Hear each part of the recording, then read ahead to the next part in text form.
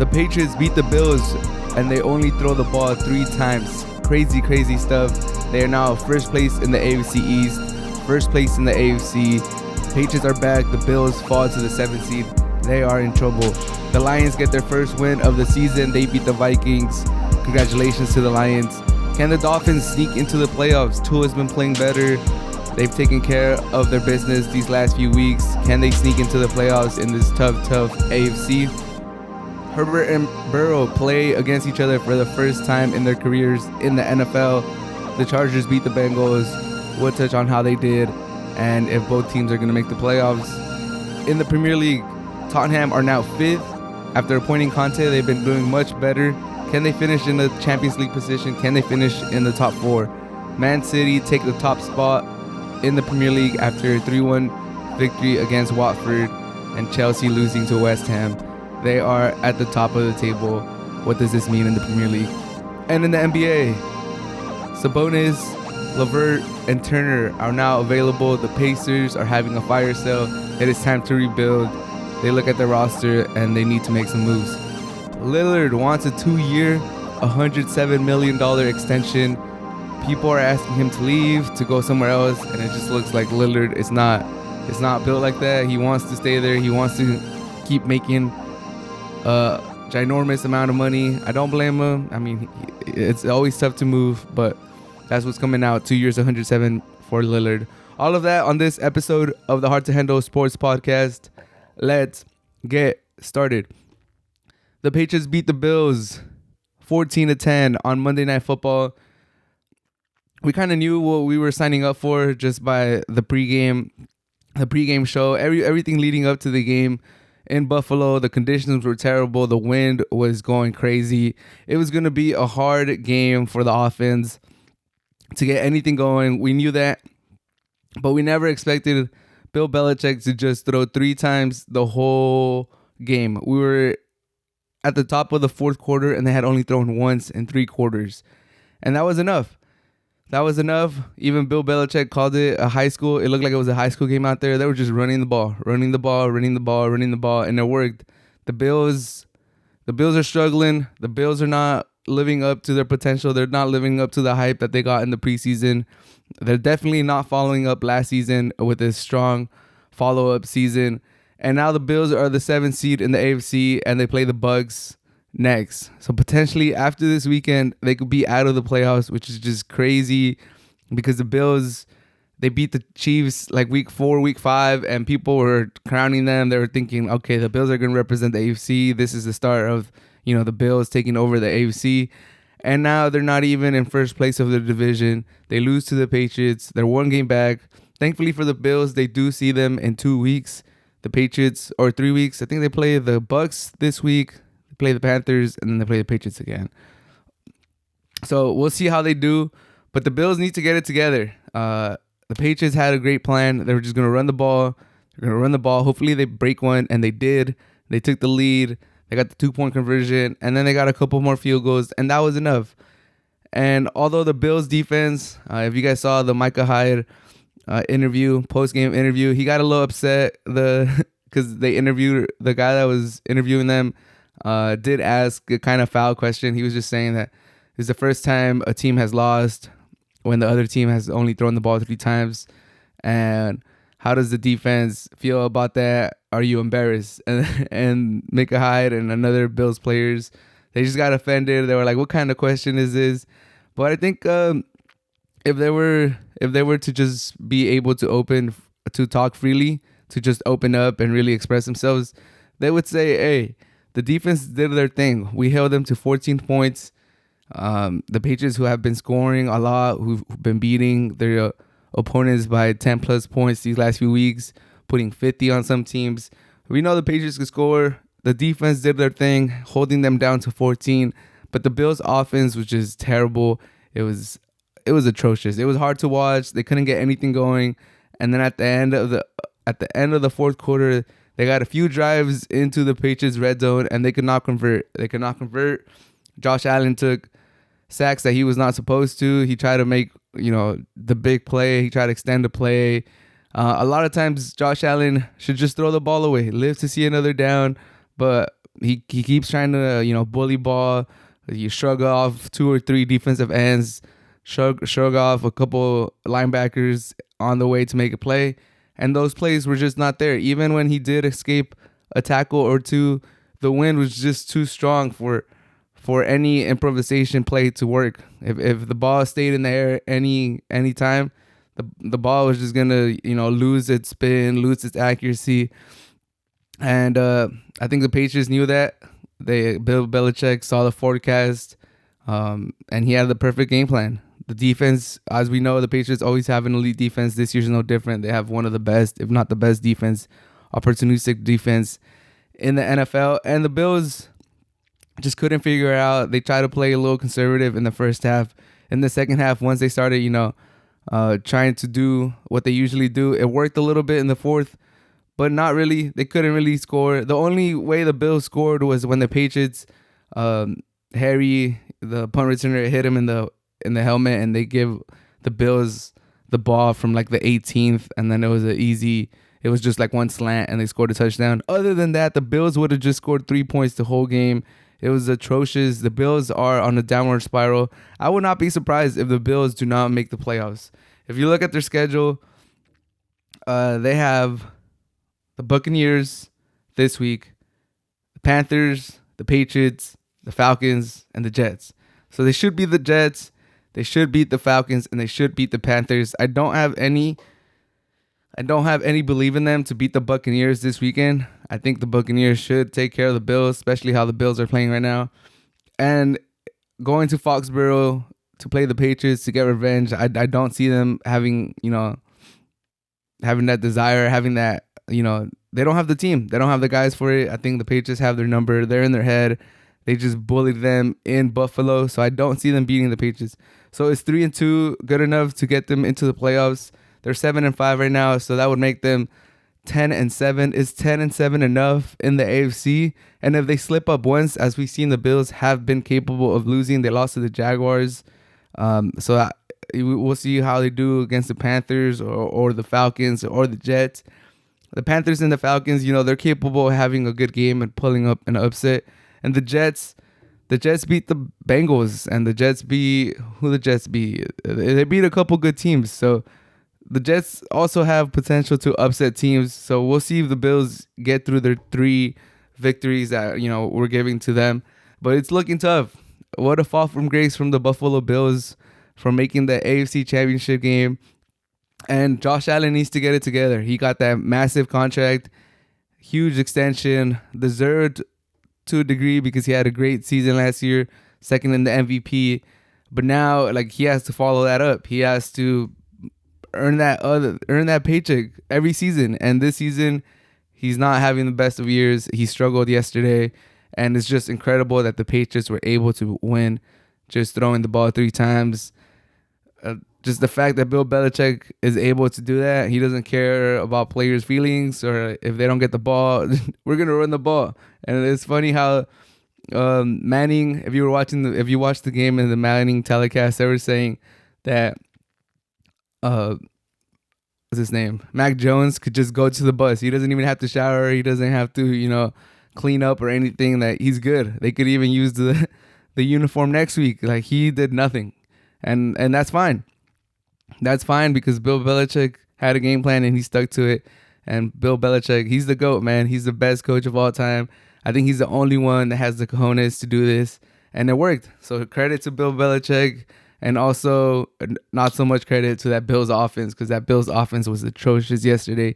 I know the conditions were bad. I know you're playing against an all-time coach and a great defense, but you should have been able to do more. They did nothing the whole game, and they deserved to lose. And now their playoff stakes are hanging in the balance. We'll see what they do. For my money, I still believe they'll figure it out. They have a lot of talent, and they are 7-5. There is a lot of teams, in their heels. You got the Steelers, 6-5-1, Colts 7-6, Raiders 6-6, Browns 6-6, Broncos 6-6. Even the Dolphins are 6-7. We'll talk about them in a little bit. But there's a lot of teams right there that are, trying to get their position. So we'll see.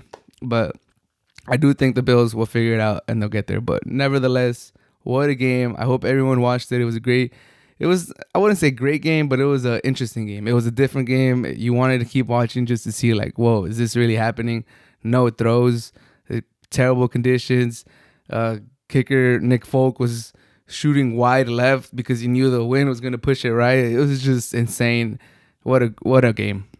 The Lions get their first victory. They beat the Minnesota Vikings 29-27 on a last-second touchdown, walk-off touchdown. The Lions beat the Vikings. They get their first win. They will not go winless. They will not match the 16 losses from that 08 team or whenever it was that they went 0-16. They are now at the minimum guaranteed one victory. They could go 1-15-1. But congratulations to the Detroit Lions. This was a long time coming.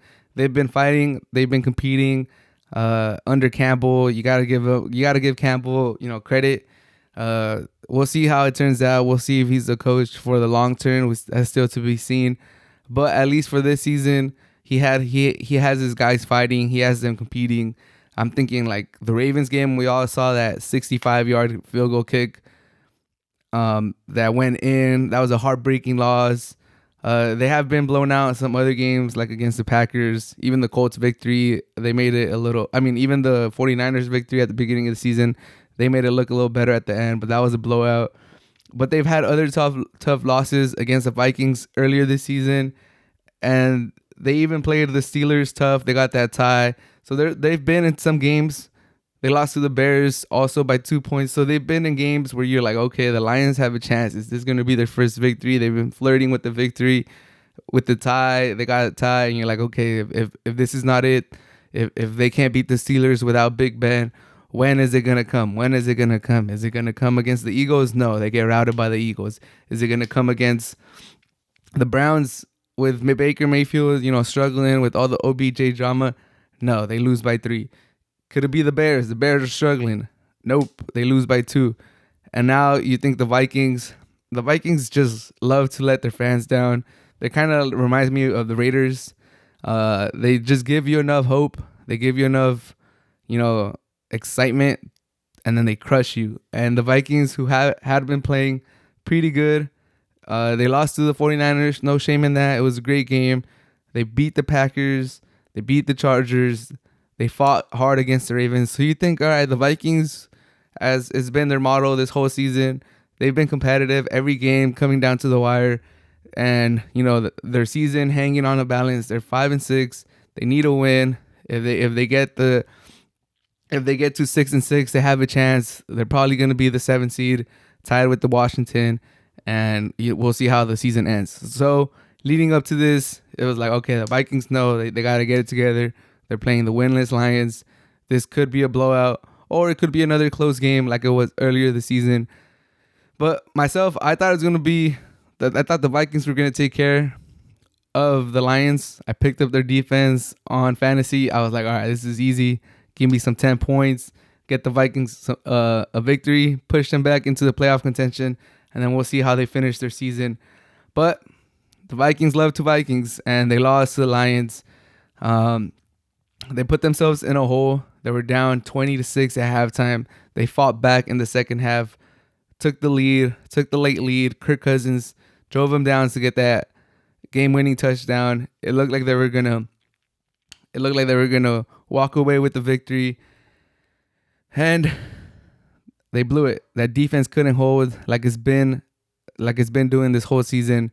They couldn't hold. The Lions marched down the field. Gotta give a little bit of credit to Jared Goff. Jared Goff, who had never won a game his whole career, he had never won one single game without McVay. He was winless before he got hired, and then obviously he won with McVay. And now with the Lions, first time he's been without him again. He was winless.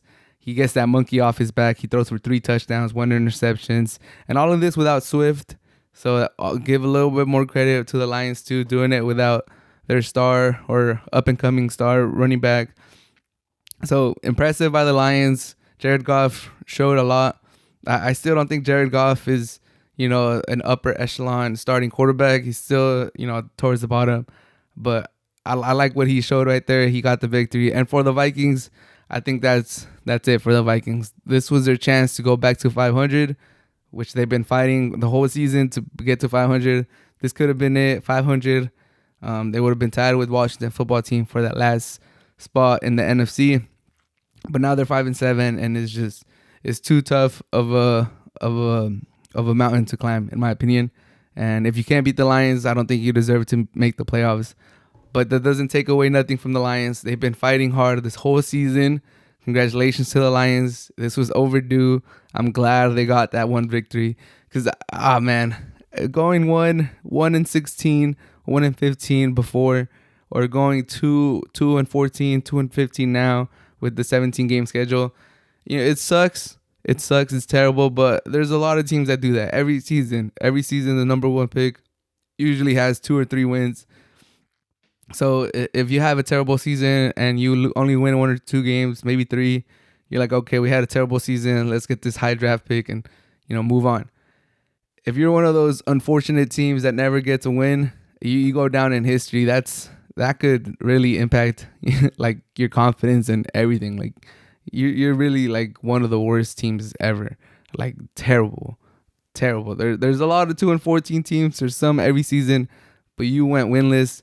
And I'm glad the Lions don't have to go through that. And it was also touching how they met at the post-game presser. They mentioned every single one of the deceased people in that school shooting in Detroit, in Michigan.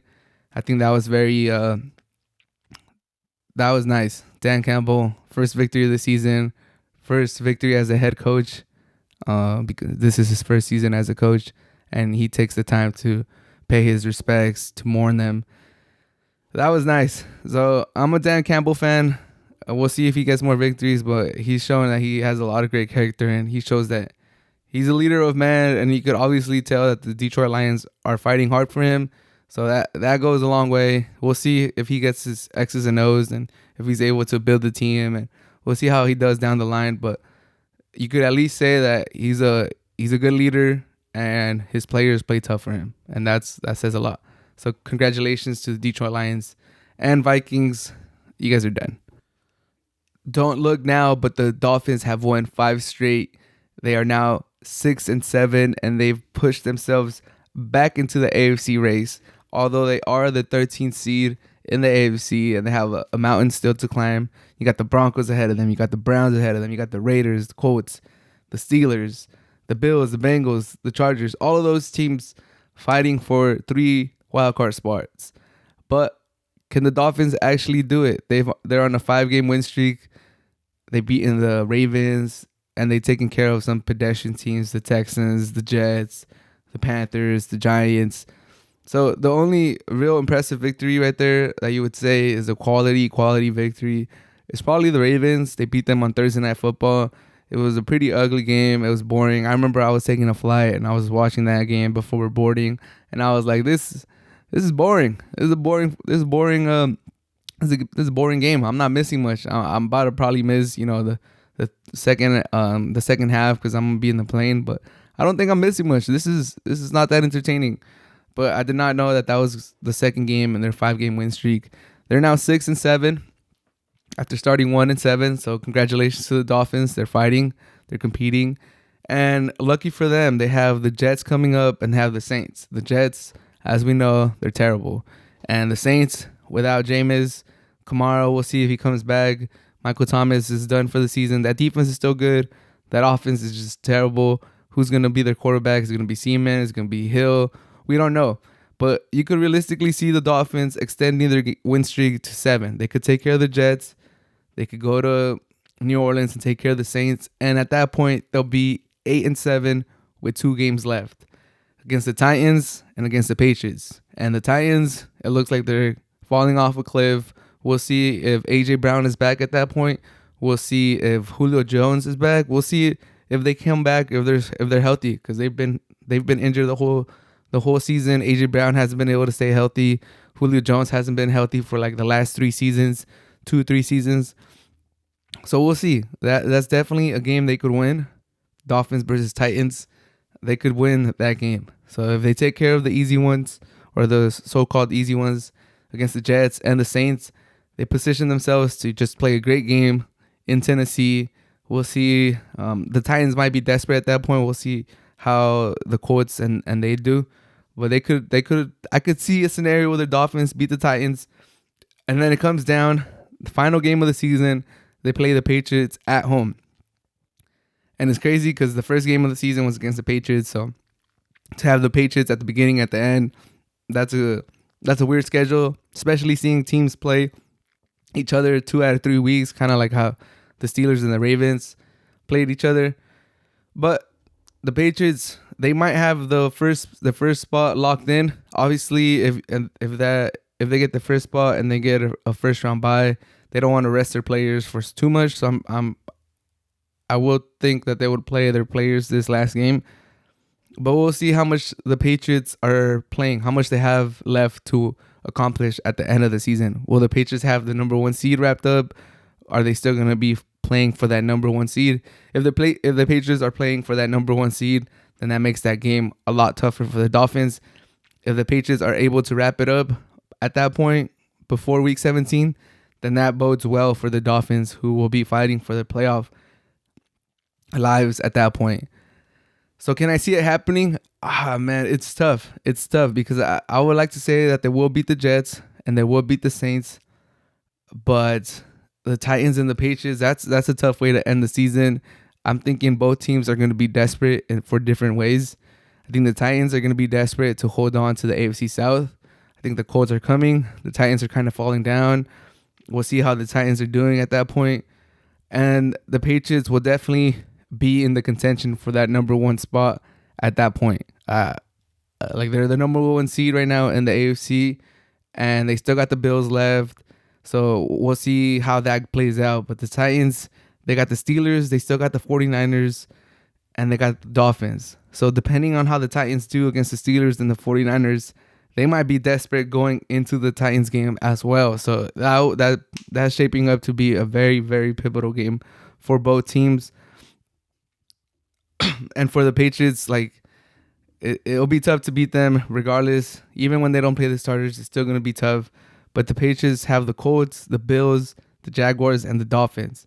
So it's no easy pickings for the Patriots either. We'll see how they do against the Colts, and we'll see how they do against the Bills in the rematch to see how they're standing at that point. I don't think there would be. I don't think they'll have the division wrapped up by week 18. So will I say, can the Dolphins do it? I don't think so. I think that 1-7 hole was too much, and I don't think they run the table. I think they need to run the table to make the playoffs. And they're in a 5-game win streak. They have a bye week this week. Usually a bye week always comes at a great time, but they're firing on all cylinders. You know, you kind of want to keep playing when you're on a good win streak. They're on a 5-game win streak. They're playing against beatable teams, the Jets and the Dolphins. So you kind of you look at your schedule and they're probably thinking like, man, why can't we keep this momentum going? We're playing against teams we could beat. We're flying on a high note. Like, let's just keep getting these dubs. Obviously, Devontae Parker's coming back. They got other players that are injured that need to get healthy. So on that point, the bye week always comes at an opportunistic time. So we'll see what Flores tells him over the bye week. They cannot slip up. They can't lose to the Jets or the Saints and think that they're going to have a chance to make the playoffs. If they want to make the playoffs, he needs to just, this bye week, just keep email him, text him, hit up the group chat, just let them know. Like, don't overlook the Jets. Don't overlook the Saints. Be focused. You can't look too past. I know we're on a 5-game win streak, but realistically, in my heart of heart, I just think there's too many teams ahead of them. They're on a 5-game win streak. It's great for them. They're 6-7, but they're still the 13th seed in the AFC, and that's, the mountain was too high. I think at the end of the season, the Dolphins are going to look back at the Jaguars game on October 17th. They're going to look at the Falcons game on October 24th, and they're going to be like, man, if we would have been able to pull these victories off against the Jaguars and the Falcons, we would have had a chance. If they beat the Jaguars on October 17th, instead of 6-7, they're 7-6, and they're probably in one of these playoff spots, or they're they're like with the Colts. They're tied with the Colts as the ninth seed, and that's way better than 13th. I think the hole was just too big. It's unfortunate because Tua did get hurt. There was all those rumors about Watson. I think that didn't help Tua either. And they just started slow. Terrible, because a lot of people had the Dolphins making the playoffs this year after the way they finished last year.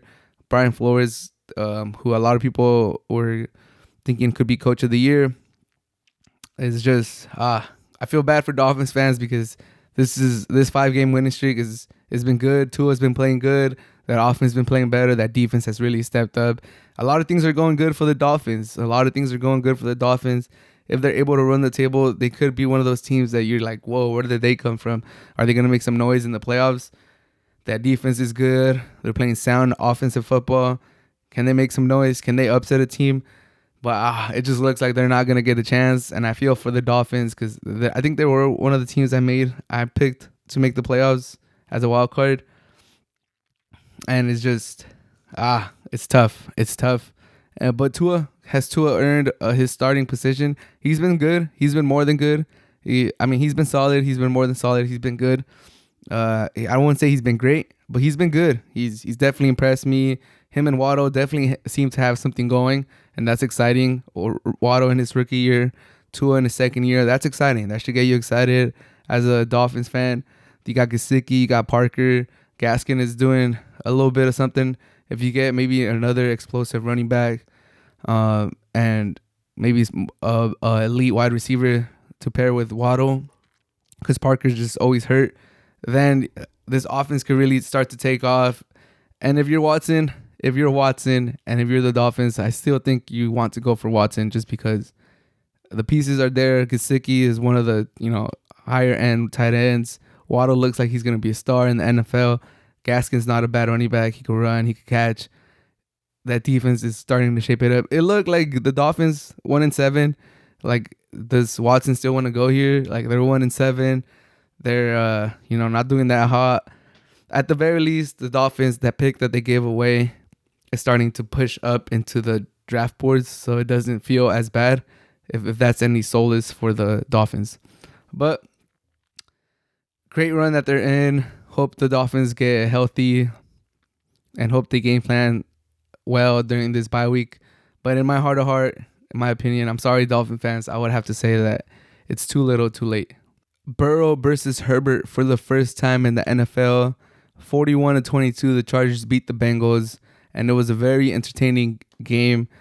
The Chargers, who started with a 24-0 lead, came out the gates firing, forced some turnovers, took advantage of them, took a 24-0 lead, and being an ex-Charger fan, being around Charger fans, I knew that this game was not out of the reach for the Bengals. You can't get too comfortable with the Chargers. I kind of wanted to put a little bet in just to on the Bengals comeback, just because the Chargers are known for blowing leads, just like the Falcons, just like the Vikings. They're known for that. And sure enough, the Bengals came firing back. And before you know it, it's the third quarter, and we're going into the fourth quarter, and it's 24-22 Bengals, and you're like, what just happened? How did the Chargers go from 24-0 to 24-22? And you're thinking, okay, like they're going to blow it. We're playing in Cincinnati. Burrow is looking a little better. He's completing his passes. Mixon's starting to get going. Like, it's bad. It's bad for the Chargers. It's good for the Bengals. Burrow's it's gonna be crazy storylines if Burrow is able to complete this comeback against the Chargers. Burrow, who had some interceptions, but he threw the ball to Chase. Chase should have had the touchdown. Probably would have walked in for a touchdown. I don't think they would have caught up to him. But he doesn't catch it cleanly. It bounces back and it leads to interception. So Burrow, to be able to shake that off and come back strong and bring the Bengals back, it was like, okay, this is impressive. But Mixon, costly turnover. Bengals, who had the ball, they were driving to take the lead. Field goal takes the lead. Touchdown takes the lead. And Mixon fumbles the ball, puts the ball on the ground, puts the ball on the turf. The Chargers return it for a touchdown. And after that, the Bengals couldn't get much going. It was deflating, to say the least. But overall, it was just a great game. It was a great game. These early games weren't that great, but this one was entertaining. The final score 41-22. I think it's a little lopsided. It was definitely more entertaining than a 19-point victory, and this just excites me. This excites me for the future. Burrow and Herbert and Tua to another degree, but they're all three of them are always going to be tied at the hip. They came from the same draft class, number 1, number 2, number 3 quarterback picked off the board. And this was the first meeting between Herbert and Burrow. The Chargers and the Bengals played week 1 of last year, but Tyrod Taylor got the start. So the Joe Burrow versus Herbert battle we didn't get to see last year. This year they play again. So fortunately for us, we get to see them. And it was a great game. And I'm excited. Both young quarterbacks, both who have high ceilings. I think both franchises will be content with who they picked. I think the Bengals feel like they found their quarterback, their franchise QB, who, has brought them back into, the AFC contention, who's brought them, back into playoff hopes. And the Chargers, who should be really happy that after Breeze, after Rivers, they found Herbert. So both teams should be very happy. I think both teams are going to be perennial playoff teams for years to come because these are two great QBs. And it was just fun. It was exciting. I'm glad I got to see this. And it should have been flexed. I'm still mad that this game did not get flexed into Sunday Night Football. The Sunday Night Football game, Chiefs versus Broncos, I think that one wasn't as entertaining as this one. Putting Burrow versus Herbert, it should have been on Sunday Night Football. But nevertheless, it was still a great game. The Bengals were making a furious comeback. For my money, I think they could have completed the comeback if it wasn't for Mixon fumbling. But you got to be opportunistic. The Chargers forced turnovers. They won the turnover. They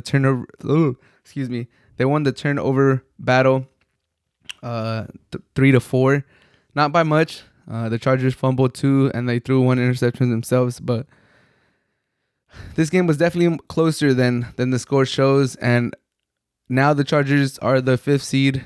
They're the first wild card. The Bengals are now the number 2. So this had a lot of playoff implications too. It crumbled up the wild card positioning even more. We'll see if both teams make the playoffs. I'm hopeful. I want both of them to make it. I need to see Burrow. I need to see Herbert in the playoffs.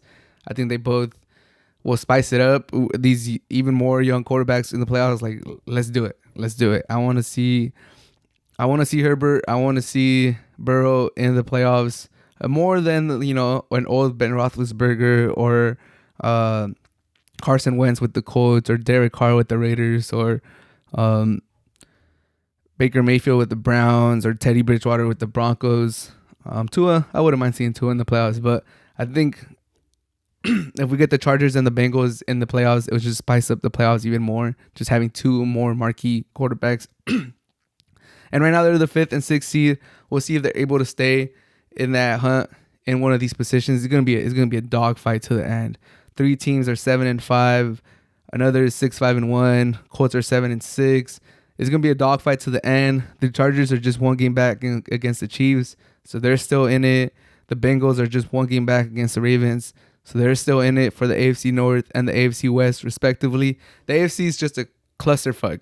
It's ridiculous. It's insane how competitive the AFC has been this season, but it's been great to watch. It's been great to see. And the Chargers versus Bengals was just another example of 2 AFC upper echelon teams going at it. I thoroughly enjoyed it. Burrow versus Herbert. Round 1 goes to Herbert.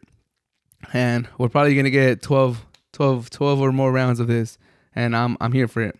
And you guys should all be here for it too. Tottenham have won their last 3 games. They're unbeaten in their last 4 games in the Premier League. They are now 5th in the Premier League table. And they have 1 game in hand, which if they win would push them to 4th, which is crazy because, they were falling down that table after starting with 3 straight victories under Nuno. It felt like, okay, is Nuno the guy? Are they going to make this happen?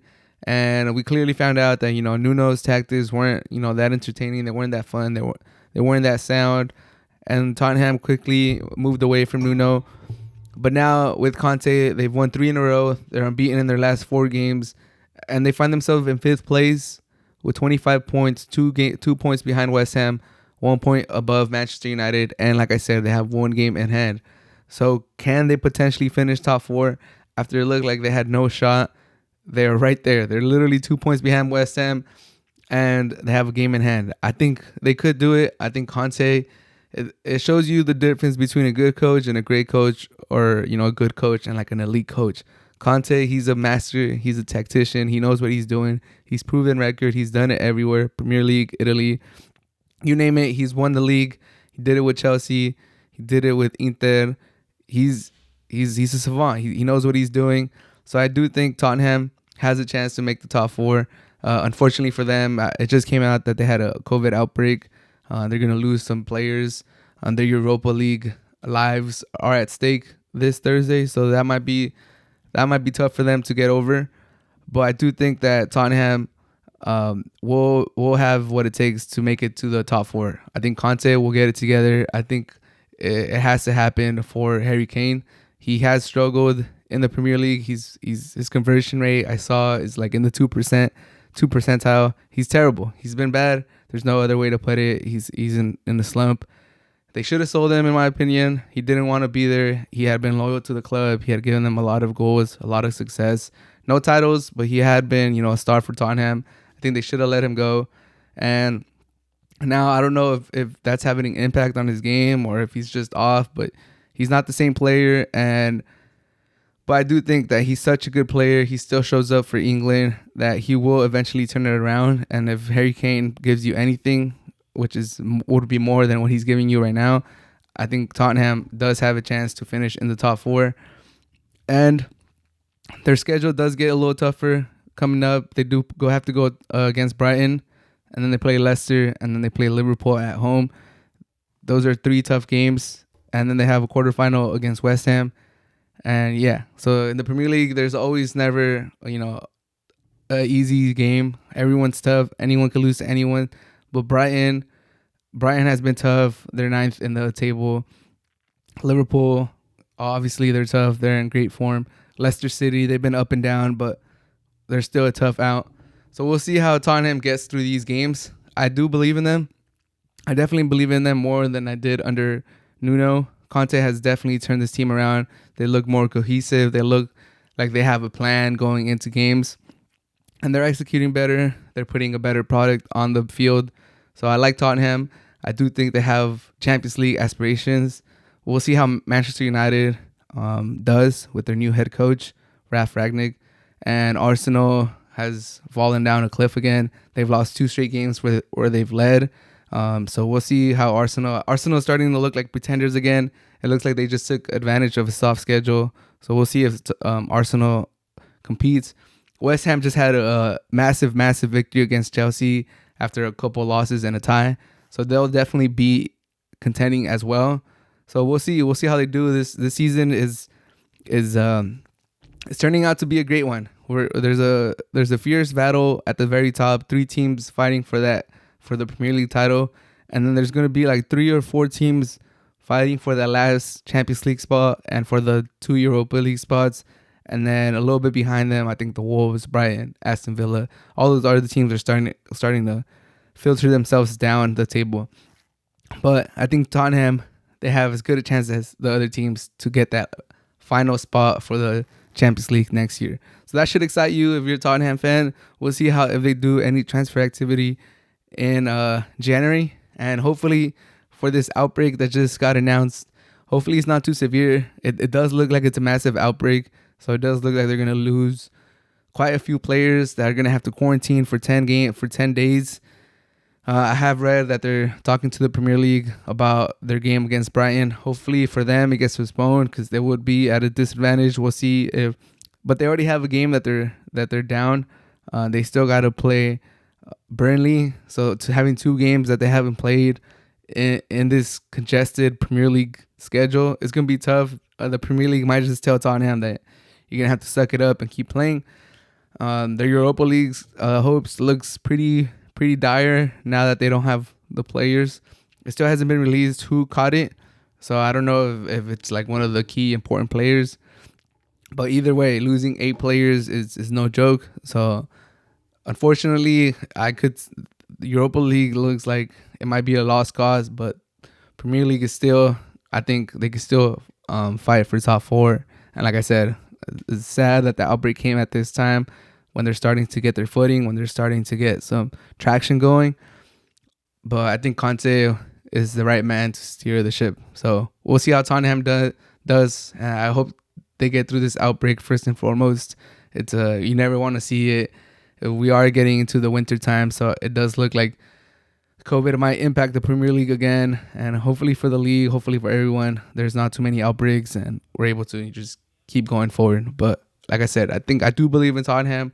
I think they have as good a chance as these other teams like West Ham and United and Arsenal to get that final Champions League spot. Manchester City are now at the top of the Premier League table. They've won 5 straight games after losing to Crystal Palace 2-0 and 35 points out of 15 played. That's a pretty impressive point tally. Chelsea, who were in first place but had been showing signs of probably teetering. They're getting some results that they probably should have lost. They were on the verge of dropping points. They finally drop points. They lose to West Ham 3-2, which opened the gates for Liverpool and Manchester City, and they both won. Manchester City and Liverpool are clearly the two teams that are playing the best in the Premier League. Chelsea's still doing great. They're still right there at the top of the table, just 2 points behind City. But City takes the top position in the league, and I think we're just gonna play musical chairs the whole rest of the season. I think Manchester City, Liverpool, Chelsea, they're all just gonna change. They're all just gonna play musical chairs at the top of the table. We'll see a week where Liverpool's at the top. We'll see a week where Chelsea's at the top. We'll see a week where Manchester City's at the top. I think it's just going to be that type of season. It's going to be a tight race. It's definitely a 3-horse race. I don't see I don't see West Ham. I don't see Tottenham. I definitely don't see United or Arsenal making a push to get into real title contention. I think the title favorites have been established. It's Manchester City, Liverpool, and Chelsea. And as of right now, City is the top dog. They beat Watford 3-1. Silva's playing amazing. The whole team just looks very cohesive. They're playing. Obviously, Pep being the coach that he is, he's always going to get them ready. He's always going to have his team playing at a very high level. Unfortunately, today they did lose in Champions League against Red Bulls, but in the Premier League, they play great. Raheem Sterling getting a goal. Silva getting a goal. Bernardo Silva getting a goal. There's people calling Bernardo Silva the best Portuguese player in the Premier League. I think at this moment you would have to say that Bernardo Silva is probably the best Portuguese player in the Premier League. No shade against Ronaldo. He's doing his thing. He's scoring important goals for United. He's still an impactful player. Bernardo Silva is on another level right now. Obviously, it's different playing in a system like Manchester City, playing in a system under Pep where your role is so defined. The freedom that you get is just incredible because everything's rotated. You know your role because it fluctuates so much. Like it's crazy. Like there's no striker. A lot of players go forward. There's a lot of fluidity. Players get interchanged, and I think that really helps Bernardo Silva being such a smart player, being a little magician with the ball on his foot. And he's really showed. There was rumors that he wanted to leave this season and this summer that just passed. And thankfully for him, he stayed. And now he's really thriving with Manchester City under Pep. And I'm just happy for him. I'm happy for Manchester City. They're doing great. They're on fire. Manchester's blue right now. They're at the top of the table. And for my money, I think I still have Liverpool as the favorite. Or like who I would think would win it out. But Manchester City definitely playing great football right now. Definitely playing. They deserve to be at the top of the table. And I did kind of predict Chelsea faltering. It was coming. You could see it. They were getting results, but they were barely getting through. But I think, like I said earlier, it's going to be musical chairs this whole season. It's a 3-horse race. One of them might tie. The other ones will win. And they'll take the lead. It's just going to be musical chairs this whole season. I'm excited to see how it plays out. I'm excited how January is going to go, especially for Liverpool now that they're going to lose Sané and Salah to the African qualifiers and stuff. It's going to be crazy. Or the African their regional tournament. So it's gonna be tough for Liverpool City. We'll see how they attack the transfer market. It's just I'm excited. I'm excited to see how this plays out. Manchester City deserve to be first place right now, and we'll see how it plays out. It looks like the Pacers are gonna blow the team up. A report has came out that Miles Turner, Karis LeVert, and Domantas Sabonis are all linked with trades out of the Pacers. This is kind of shocking, but kind of expected as the Pacers are the 13th seed right now in the East. 10-16 start, not what a lot of people would have expected. Sabonis, a two-time All-Star. Miles Turner, who's still very young at 25 years old. His three-point shot has developed. He's a good three-point shooter, especially for a big man. He's a great rim protector. Sabonis, who's incredible in the low post, who's still young. He's 25 years old too. Like I said, two-time All-Star. He's probably going to get the most attention. And Karis LeVert, who after leaving the Nets has also played good. He's also a key piece to the rotation, to their team. I think any team could use him as a sixth man or as another scorer for their team. And it's crazy. It's crazy how teams could come together so quickly, could fall apart so quickly. I do have their players rated pretty high. I think any team would be happy to get Karis LeVert or Miles Turner or Sabonis. It's crazy that not every combination works together, but when you put these pieces, when you start to look around and you see where they would fit, I think all these players can make a significant impact in other teams. Just together, it never worked out. Miles Turner and Sabonis, two centers that never really gelled. And I think this is good for the Pacers. They need to get more draft picks, get some draft capital, start all over, build a team that works better together, especially with LeVert not shooting that well, with Sabonis not shooting that well from three. It kind of clogs up the paint. Miles Turner, who's a great rim protector and has developed a three-point shot, I think he's the one that I would point to maybe bringing the most impact to a team. I like my team, the Lakers. I would love Miles Turner on the Lakers. A rim protector, athletic, could run the court, could shoot from three, pair him up next to AD. I think that would be amazing. I don't think the Lakers have the assets to pull it off. It would have to be like Westbrook, but I don't think Westbrook is on the trade market. He's staying on the team, and the other pieces, I don't think we have enough to get Miles Turner or the draft picks, we just don't have stuff to give up for Miles Turner. But what do you guys think? Where should these players go? Like, Sabonis could give you 20 a night. Miles Turner, effective rim protector. Karis LeVert could give you 20 any night too off the bench. They're quality players. They just couldn't make it happen with the Pacers. TJ McConnell is done for the season. He's going to have a hand surgery is what's coming out too. So it looks like the Pacers are ready to just throw in the towel. They're 10 and 16th. They're the third bottom seed in the East. It looks like they're not, even with the play-in, even with the 9th and 10th seed making the play-in, it just doesn't look like it's going to happen for the Pacers this season. So it looks like they have thrown in the towel.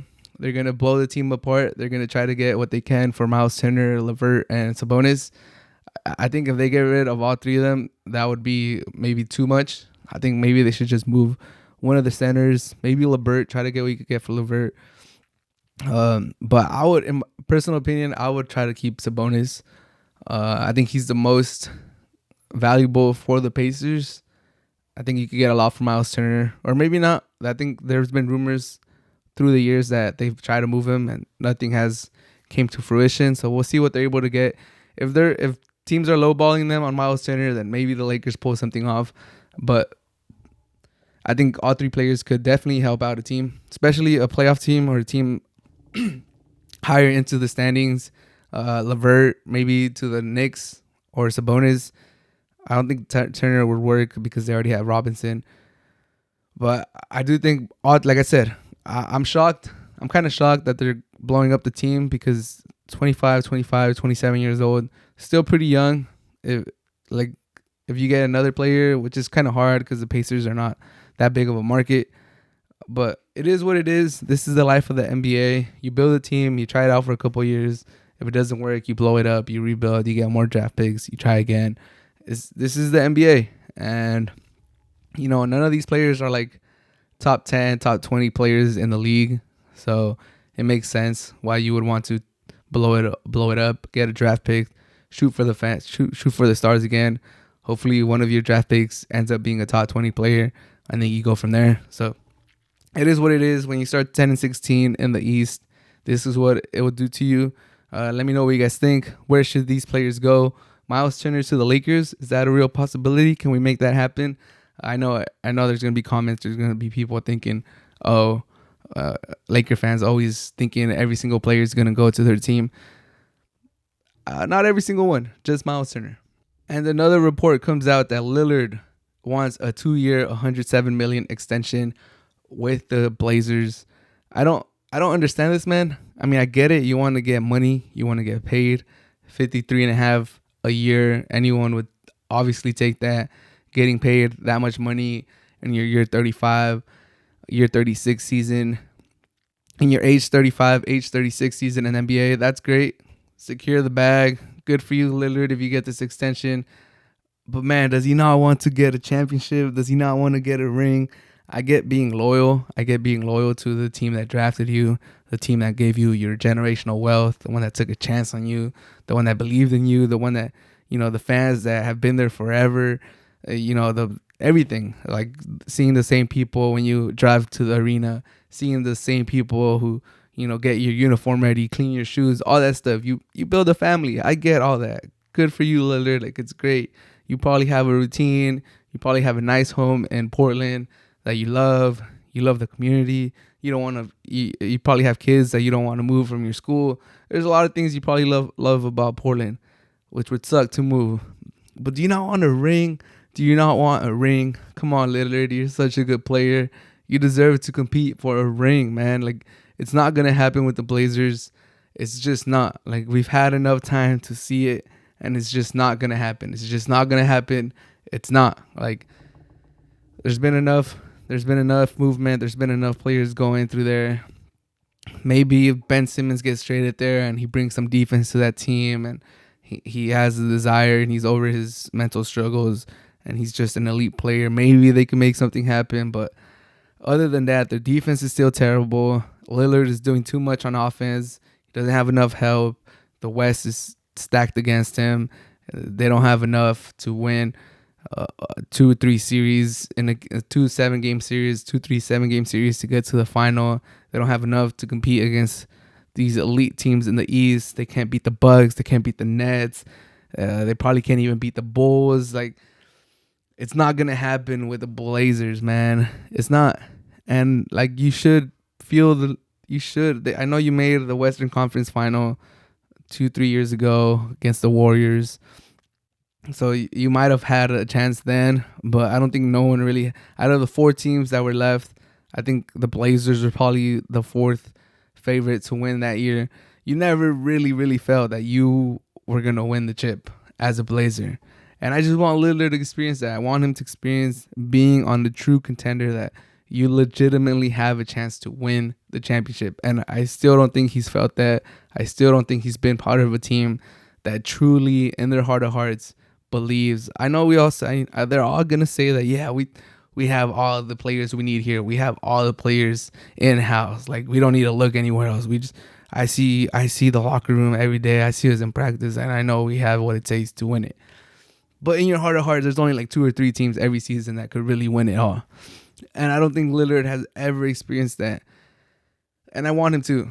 Lillard's such a good player. He's so entertaining. He looks like he's such a cool dude. I just want him to experience that. And basically signing this extension with the Blazers is going to mean, I mean, they could obviously trade him and some other team could pay him.